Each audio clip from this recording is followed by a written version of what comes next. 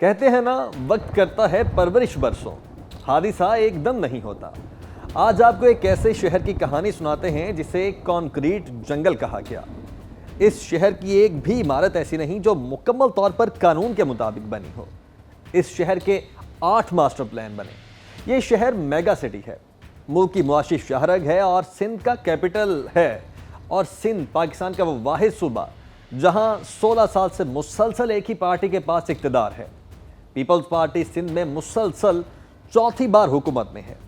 مگر حالت یہ ہے کہ کراچی دنیا کے بدترین قابل رہائش شہروں میں انتہائی نچلے درجے پر ہے۔ عالمی جریدے اکنامسٹ انٹیلیجنس یونٹ کی حالیہ رپورٹ میں کراچی کو EIU 173 شہروں میں سے 170 نمبر پر رکھا گیا۔ کراچی کو 100 میں سے صرف 42.7 پوائنٹس ملے، اور جب 4 جولائی 2025 کو لیاری میں ایک عمارت گری تو اس ملبے کے نیچے صرف انسان نہیں، پورے نظام کا جنازہ دب گیا۔ یہ عمارت 50 سال پرانی تھی۔ سندھ بلڈنگ کنٹرول اتھارٹی نے 4 مرتبہ مخدوش عمارت خالی کرنے کے نوٹس دیے۔ 2 سال سے ناقابل رہائش قرار دی جانے والی اس عمارت کے مکینوں کو بارہا خبردار کیا گیا، مگر نہ تو انتظامیہ نے سنجیدگی دکھائی اور نہ ہی رہائشیوں نے متبادل پایا۔ نتیجہ 27 زندگیاں، جن میں سے 9 خواتین، 15 مرد اور 3 معصوم بچے بے حسی کے ملبے تلے دفن ہوئے۔ 1982 میں تعمیر ہونے والی اس عمارت کی منظوری تو صرف گراؤنڈ پلس 2 کی ہوئی تھی، مگر رفتہ رفتہ غیر قانونی منزلیں اور کمرے جوڑ کر یہ 20 یونٹس تک پہنچ گئی۔ ہر منزل پر 3 سب یونٹس کاٹے گئے۔ کالمز میں سیمنٹ کی جگہ ہوائیں بھری گئیں۔ چھت پر بغیر اجازت پینٹ ہاؤس بنا اور کسی کو پرواہ تک نہ ہوئی۔ عمارت کی تباہ کن حالت کی نشاندہی خود ہی سندھ بلڈنگ کنٹرول اتھارٹی کی رپورٹس میں کی گئی، مگر حیرت انگیز طور پر وہ رپورٹس ہی فائلوں سے غائب ہو چکی ہیں۔ لیکن یہ سلسلہ نیا نہیں ہے، ایک منظم اور مسلسل جرم ہے جس میں ریاستی ادارے، بااثر سیاسی عناصر، بلڈر مافیا اور عوام کی مجبوریاں بھی شامل ہیں۔ لیکن پہلے ذرا کراچی میں ہاؤسنگ کرائسس کو سمجھ لیتے ہیں۔ پاکستان کی شہری آبادی سالانہ 2.7% کی شرح سے بڑھ رہی ہے۔ کراچی جو کہ 20 ملین سے زائد آبادی کا شہر ہے، اس سے سب سے زیادہ متاثر ہے۔ حکومتی رپورٹس کے مطابق کراچی کی 60% شہری آبادی غیر رسمی بستیوں یعنی کچی آبادیوں میں رہتی ہے۔ بعض جگہوں پر ایک کمرے میں 10 افراد رہتے ہیں، اور رہائشی معاشی طور پر کمزور ہونے کی وجہ سے وہ مناسب رہائشی اخراجات برداشت بھی نہیں کر سکتے۔ اسی وجہ سے وہ غیر قانونی اور غیر محفوظ عمارتوں میں رہنے پر مجبور ہیں۔ زمین کی بڑھتی ہوئی قیمتیں اور رہائشی منصوبوں کی کمی نے صورتحال کو مزید خراب کیا ہوا ہے۔ اب کراچی میں زمین سے جڑی سیاست پر بات کر لیتے ہیں۔ کراچی جیسے شہر میں زمین ایک انتہائی قیمتی اثاثہ ہے۔ چائنا کٹنگ اور جرمن کٹنگ جیسے الفاظ اب عوامی شعور کا حصہ بن چکے ہیں۔ چائنا کٹنگ ایک ایسی اصطلاح ہے جو بنیادی طور پر رہائشی یا تجارتی پلاٹس کو غیر قانونی طور پر چھوٹے چھوٹے ٹکڑوں میں تقسیم کر کے بیچنے کے عمل کو ظاہر کرتی ہے۔ یہ عمل خصوصاً KDA اور بورڈ آف ریونیو جیسے اداروں کے افسران کی ملی بھگت سے ہی انجام دیا جاتا رہا ہے، اور یہ کٹنگ اکثر ان زمینوں پر ہوتی ہے جو رفاہی مقاصد، پارک، قبرستان یا اسکول کے لیے مختص ہوتی ہے۔ بلڈرز ان زمینوں پر مہنگی عمارتیں تعمیر کرتے ہیں اور قانونی کاغذات جعلی یا سیاسی اثر و رسوخ کے ذریعے حاصل کیے جاتے ہیں۔ نئی طرز کا قبضہ جرمن کٹنگ چائنا کٹنگ سے قدرے مختلف مگر اسی نوعیت کی اسکیم ہے، جس میں عمارتوں کی تعمیر کا ڈھانچہ غیر معیاری اور قواعد کے خلاف ہوتا ہے۔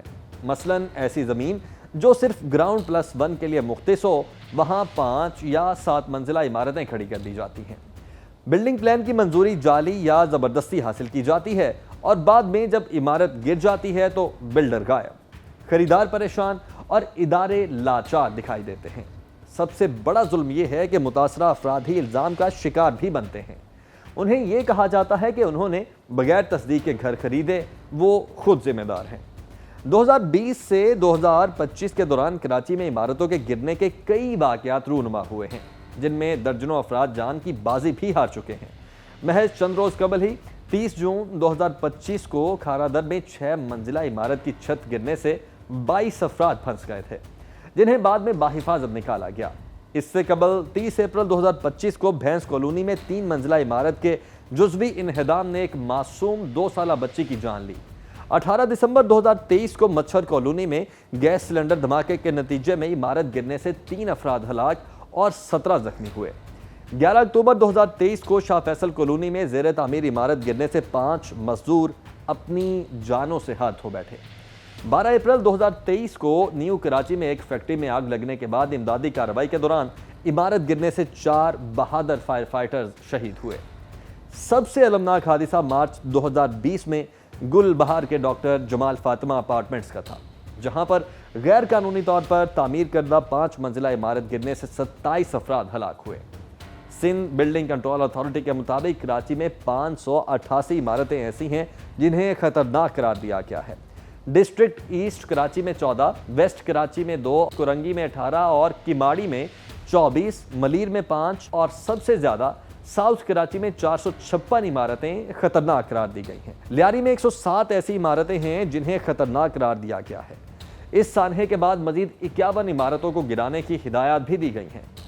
सिंध बिल्डिंग कंट्रोल अथॉरिटी, जो कि तामीराती मंजूरियों का जिम्मेदार इदारा है, बेशुमार मुकदमात में ये बात सामने आ चुकी है कि अफसरान ने रिश्वत लेकर गैर कानूनी नक्शे मंजूर किए या कमजोर इमारतों को इस्तेमाल की इजाजत दी। सिंध हुकूमत की चीफ मिनिस्टर इंस्पेक्शन टीम की एक रिपोर्ट के मुताबिक हर साल कराची में 20,000 से 25,000 इमारतें बनती हैं।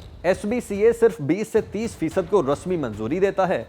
इनमें से भी ज्यादातर असल प्लान से मुख्तलिफ बनाई जाती हैं और इमारत बन जाती है। क्यों? क्योंकि पैसा चलता है। सबसे खतरनाक पहलू ये है कि DG को मुकम्मल और गैर मशरूत ताकत हासिल है। वो कवानीन तब्दील कर सकता है, इजाफी मंजिलों की इजाज़त दे सकता है, खुली जगह ख़त्म कर सकता है और शहर का नक्शा बगैर किसी भी इदारा जाती मंजूरी के बदल भी सकता है। यानी DG बनो, बेचो, तराशो, बर्बाद करो, कोई कुछ नहीं पूछेगा। इमारत की मंजूरी हासिल करना नामुमकिन हद तक मुश्किल है। कानूनी वक्त 15 से 30 दिन है, लेकिन असल वक्त 457 दिन तक ताखीर तक पहुंच जाता है। ऐसे में बिल्डर क्या करे? वो चाय पानी देकर इजाजतनामा हासिल कर लेता है और कीमत वो आप यानी खरीदार को मुंतकिल कर दी जाती है।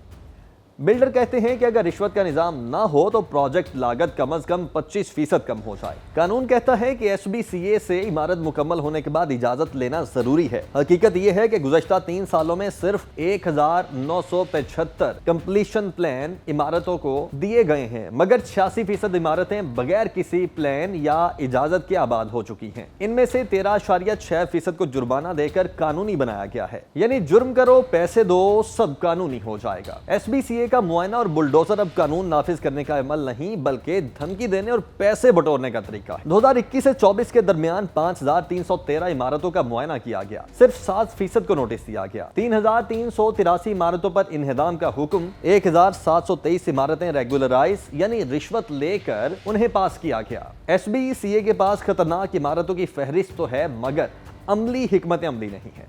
570 इमारतें खतरनाक करार दी गई हैं। इनमें से एक भी खाली नहीं करवाई गई और ना ही कोई इन्हेदाम, ना कोई रिलोकेशन प्लान। ज्यादा खतरनाक इमारतें जिला साउथ में हैं, जहां हजारों अफराद रोजाना जिंदगी और मौत के बीच होते हैं। सुप्रीम कोर्ट की तरफ से कराची की हालत इज़ार पर मुतअद्दिद नोटिस के बाद 2020 में कराची मास्टर प्लान 2020 बना। ड्राफ्ट के मुताबिक कराची की कुल इराजी तकरीबन 3,600 मुरब्बा किलोमीटर है, जिसमें से रिहायशी ज़मीन सिर्फ 8% है। 81% घरों में सिर्फ एक मंजिल है। कराची को हर साल 80,000 से ज़ायद घरों की ज़रूरत है, लेकिन हकीकत में सालाना सिर्फ 62,000 घर बन पाते हैं और इनमें से भी आधे गैर कानूनी या बेज़ाब्ता तामीरात होती हैं। 2020 का मास्टर प्लान तो सियासत की नज़र हो गया है और अब ग्रेटर कराची रीजनल प्लान 2047 बनाया गया है, जिसके मुताबिक कराची की 60% आबादी कच्ची आबादियों में रहती है।